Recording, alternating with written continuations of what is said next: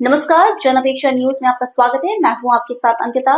चलिए खबर देखते हैं विस्तार से। उन्होंने कहा कि प्रधानमंत्री मोदी ने पर्सनल ब्रांडिंग और ट्रम्प प्रेम के चलते आम जनता को संकट में डाल दिया है। जीतू पटवारी ने कहा कि हाल ही में उन्होंने संसद में कहा है कि देश को कोविड संकट जैसी एकजुटता अभी के संकट में भी हमें दिखानी है। नरेंद्र मोदी द्वारा संसद में दिए गए बयान से लोग डर गए और पैनिक हो रहे हैं। नरेंद्र मोदी जी की विदेश नीति के कारण आज देश हर तरह के संकट को झेल रहा है।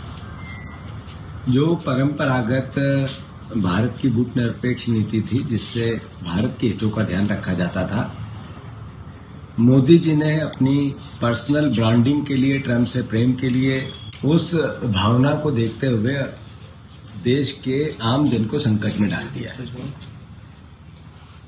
और सबसे बड़ी बात तो तब हुई तब नरेंद्र मोदी जी ने देश को संबोधित किया, संसद में बात की और कहा कि जैसा कोविड को लेकर देश ने एकजुटता बताई, ऐसे अब आने वाले संकट को लेकर भी देश को एकजुट रहना है। मतलब पहले लोगों को उन्होंने डरा दिया कि आप पेट्रोल संकट आ रहा है, इसी के कारण जगह जगह लंबी लंबी लाइनें लगी है। मध्य प्रदेश 70% मध्य प्रदेश में पेट्रोल डीजल की किल्लत या उसका डर लोगों को पेट्रोल पंप पे लंबी लंबी लाइनों में खड़ा कर रहा है।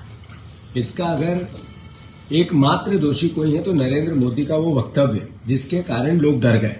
तो मैं समझता हूं ये देश के लिए एक बहुत भयंकर भावनात्मक संकट आ गया है कि देश के प्रधानमंत्री एक तरफ कहते हैं कि आने वाले समय में हमें एकजुट रहना है, जिस भी संकट से आए उससे निपटना है, इसलिए लोग पेट्रोल पंप की लाइनों पे है। और दूसरी तरफ भारतीय जनता पार्टी के मुख्यमंत्री, उनके डीएम जिलों के अलग अलग कहते हैं कोई संकट नहीं है।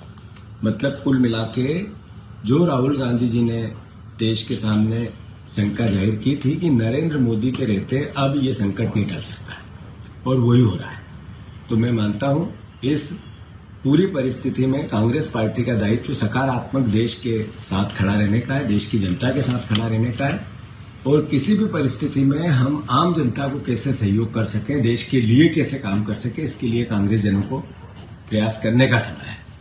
सर प्रशासन कह रहा है कि जो अफवाह फैला रहे हैं उन पर हम कार्रवाई